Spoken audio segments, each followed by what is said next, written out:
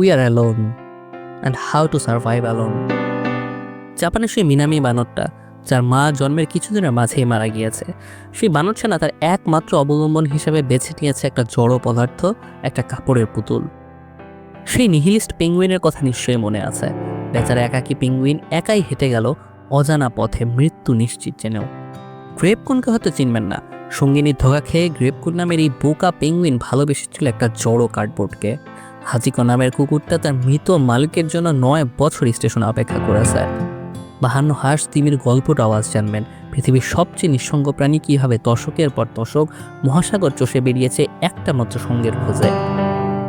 আর সবশেষ লাইকার গল্পটা হয়তো জানাই আছে আপনার।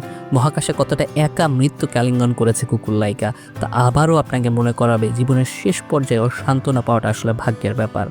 ডিজিটাল ফ্রন্টিয়ারের আজকের ভিডিওতে চলুন জেনে আসি প্রাণীদের মহাজাগতিক একাকিত্ব। সম্প্রতি জাপানের একটি ভিডিও সারা বিশ্বের মানুষের চোখে পানি এনে দিয়েছে। ভিডিওতে দেখা যায় একটা ছোট্ট বানরছানা, নাম মিনামি। মিনামি যখন খুব ছোট তখন সে তার মাকে হারায়। বন্যপ্রাণীদের জগতে মা ছাড়া একটি শিশুর বেঁচে থাকা প্রায় অসম্ভব। মা শুধু খাবার দেয় না, মা দেয় নিরাপত্তা আর উষ্ণতা। মিনামি সেই নিরাপত্তা হারিয়ে ফেলেছিল, কিন্তু তার ছোট্ট মস্তিষ্কই কঠিন সত্যটা মেনে নিতে পারেনি। তাই সে খুঁজে নেয় এক অদ্ভুত সমাধান।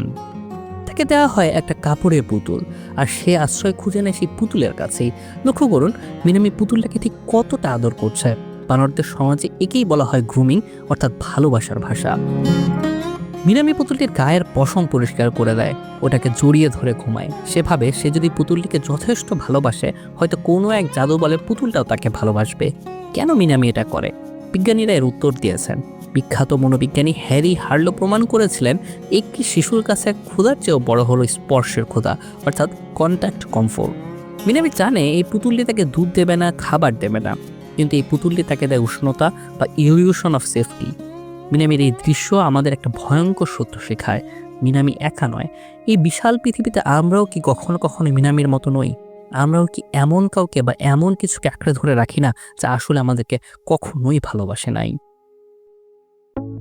এবারে শুনুন গ্রেপকুন পেঙ্গুইনের গল্পে। জাপানের এক হাম্বল্ট পেঙ্গুইন, তাকে বলা হয় এনিমেল ওয়ার্ল্ডের প্রথম নিহিলিস্ট।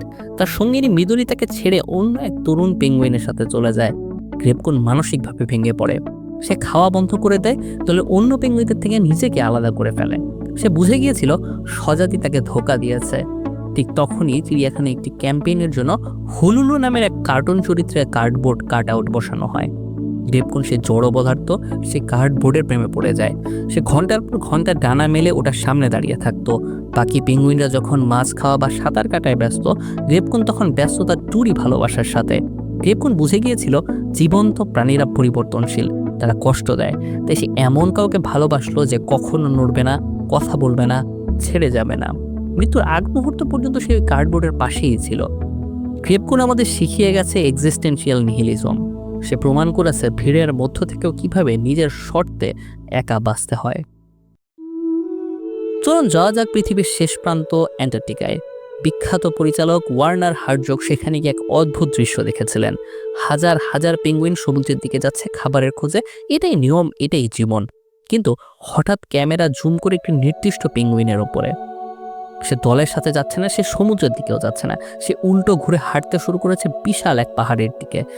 সে যেখানে যাচ্ছে সেখানে কোনো খাবার নেই, পানি নেই, আছে শুধু 1000 কিলোমিটারের বরফ আর নিশ্চিত মৃত্যু। বিজ্ঞানীরা তাকে ধরে আবার দলের মাঝে ফিরিয়ে দিলেন। ভাবলেন হয়তো সে ভুল করেছে, কিন্তু না। ছাড়া পাওয়ার পর সে আবার ঘুরে দাঁড়ালো এবং সে একই মৃত্যুর পথের দিকে হাঁটতে শুরু করলো। সে ভুল করছে না, সে জেনে শুনে মৃত্যুর দিকে হাঁটছে। হার্জগ প্রশ্ন করেছিলেন প্রাণীরা কি পাগল হতে পারে, নাকি সে জেনে গেছে এই বেঁচে থাকা লড়াইটা আসলে অর্থহীন। আসলে সে বুঝে গেছে এই খাওয়া, পাচা, বংশবৃদ্ধি করা সবই এক ধরনের অন্তহীন লোক। তাই সে সোজা না বলে দিয়েছে। সে সিস্টেম থেকে বের হয়ে গেছে। আমাদের মধ্যে কিছু মানুষ ওই হার্জগের পেঙ্গুইনটির মতোই, যার হঠাৎ একদিন ভিড় থেকে সম্পূর্ণ আলাদা হয়ে যায়। আর ইতিহাসের পাতা উল্টালে আমরা দেখতে পাই হাজিকোকে, যে কুকুরটি তার মৃত মালিকের জন্য টানা 9 বছর স্টেশনে অপেক্ষা করেছে। বানরটি পুতুল আঁকড়ে ধরে বেঁচে থাকতে চেয়েছে, পেঙ্গুইনটি কার্ডবোর্ডের মাঝে সুখ খুঁজে নিয়েছিল, আর হাজিকো বেছে নিয়েছিল অপেক্ষা। তার মালিক প্রফেসর হিরাসাবুরু উয়েনো প্রতিদিন ট্রেনে করে কাজে যেতেন, আর হাচিকো তাকে স্টেশনে বিদায় জানিয়ে আসতো। আবার বিকেল 3টায় ঠিক ট্রেন থেকে নামার সময় হাচিকো সেখানে বসে থাকতো তাকে রিসিভ করার জন্য। এটি ছিল তাদের দুজনের ছোট্ট একটা পৃথিবী। একদিন প্রফেসরের ক্লাসে লেকচার দেওয়ার সময় ব্রেইন হ্যামারেজ হয় এবং তিনি মারা যান। তিনি আর কোনোদিনই ওই স্টেশনে ফিরে আসেন নাই। মানুষ জানে প্রফেসর মারা গেছেন, কিন্তু হাসিকো তা জানে না। সেদিন বিকেলে ট্রেন এলো, যাত্রীরা নামলো, কিন্তু পরিচিত সেই মুখটি নামলো না। হাসিকো ভাবলো হয়তো পরের ট্রেনে আসবে। সে অপেক্ষা শুরু করলো, আর অপেক্ষার সময়কাল দাঁড়ালো তার মৃত্যুর দিন অবধি, দীর্ঘ 9 বছর। এই ঘটনাকে কেন্দ্র করে তৈরি হয়েছে বিখ্যাত মুভি হাচি এ ডগস টেইল। যারা দেখে নিতে পারেন, নিশ্চয়ই অপেক্ষার সংজ্ঞা এখানে খুঁজে পাবেন। স্থলভাগের এই একাকিত্ব যদি আপনাকে স্পর্শ না করে, তবে চলুন সমুদ্রের গভীরে। সেখানে ঘুরে বেড়াচ্ছে 52 হার্জ হোয়েল। তাকে বলা হয় পৃথিবীর সবচেয়ে নিঃসঙ্গ প্রাণী। সাধারণত তিমিরা 15 থেকে 25 হার্জ ফ্রিকোয়েন্সিতে কথা বলে, কিন্তু এই তিমিটিটাকে 52 হার্জে। ফলে সে যখন সঙ্গীর খোঁজে বা কথা বলার জন্য চিৎকার করে, অন্য কোনো তিমি তার ডাক শুনতে পায় না।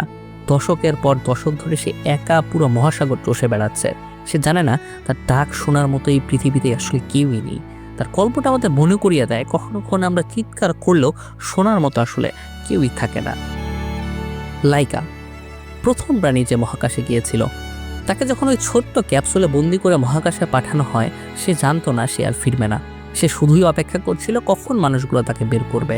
রকেট ওড়ার কয়েক ঘন্টা পর প্রচণ্ড গরমে আর ভয়ে লাইকা মারা যায়। কিন্তু তার চেয়েও ভয়ের বিষয় হলো, মৃত্যুর আগ মুহূর্তে সে পৃথিবীর দিকে তাকিয়েছিল সম্পূর্ণ একা। তার এই একাকিত্বের কোনো সান্ত্বনা ছিল না।